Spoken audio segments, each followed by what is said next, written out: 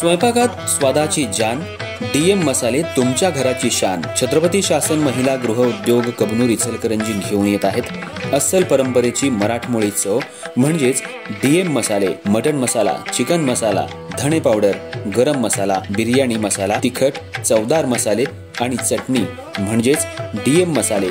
तर आजच आपल्या जेवणाची रंगत वाढवण्यासाठी केमिकल विरहित डीएम मसाले, गृहिणींच्या मनातले मसाले आणि चटणी अवश्य वापरा। डीएम मसाले महिला बचत गटाद्वारे करणारे स्वच्छ माफक दरामध्ये म्हणजेच डीएम मसाले। संपर्क दिव्याताई मगदूम, मोबाईल 91 30 80 22 55।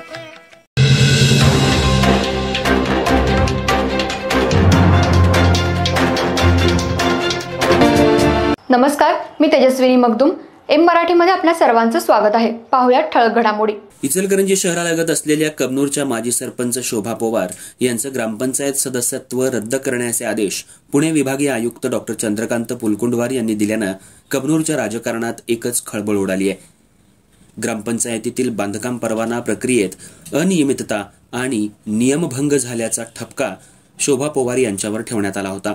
त्या काळात पोवार ग्रामपंचायतीच्या सरपंच पदावर कार्यरत होत्या। त्यांनी केलेल्या बांधकाम परवान्यांमध्ये अनियमितता आढळून आल्यानं संबंधित विषय ग्रामपंचायतीच्या बैठकीत चर्चेला आला। त्यात परवाना मंजुरीची प्रक्रिया योग्य न झाल्याचं स्पष्ट झालं। या पार्श्वभूमीवर काही स्थानिक सामाजिक कार्यकर्ते आणि नागरिकांनी या प्रकरणाची तक्रार आयुक्त कार्यालयात दाखल केली होती। तक्रारीची चौकशी झाल्यानंतर ग्रामपंचायतीतील बोगस कामकाजाचा पर्दाफाश झाला। आयुक्तांनी संबंधित पुरावे तपासल्यानंतर शोभा पोवार यांचं सदस्यत्व रद्द करण्याचे आदेश दिले।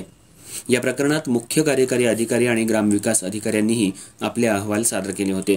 त्यामध्ये नियमभंगाचे ठोस पुरावे असल्याचं आढळून आलं। त्यानंतर विभागीय आयुक्तांनी अंतिम निर्णय देत शोभा पोवार यांना सदस्यत्व पदावरून हटवण्याचे आदेश काढले। दरम्यान शोभा पोवार या कबनूर ग्रामपंचायतीत सरपंच पदावर असताना विविध विकास कामं केल्याचा दावा करत होत्या। मात्र बोगस कामाच्या प्रकरणामुळे त्यांची प्रतिष्ठा धोक्यात आली आहे। या निर्णयानंतर त्यांच्या समर्थकात नाराजी व्यक्त होत असून विरोधक मात्र आनंद व्यक्त करतायत। या निर्णयामुळे कबनूर ग्रामपंचायतीच्या राजकारणात मोठी उलथापालथ होण्याची शक्यता आहे।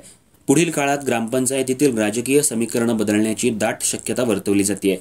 दरम्यान माजी सरपंच शोभा पोवार या PM पाटील गटाकडून निवडून आल्या होत्या। मात्र ठरल्याप्रमाणे राजीनामा द्यायला नकार देत ताराराणी आघाडीत त्यांनी प्रवेश केला। अलीकडच्या काळात अंतर्गत गटबाजी तीव्र झाली होती। त्यामुळेच काही नेत्यांनी या प्रकरणात पोवार यांच्या विरोधात तक्रारींचा पाऊस पाडला आणि गावातल्या नेत्याला डावललं गेलं आणि त्यांनी आपलं पदही गमावलं असं स्थानिक नागरिकातून बोललं जात आहे।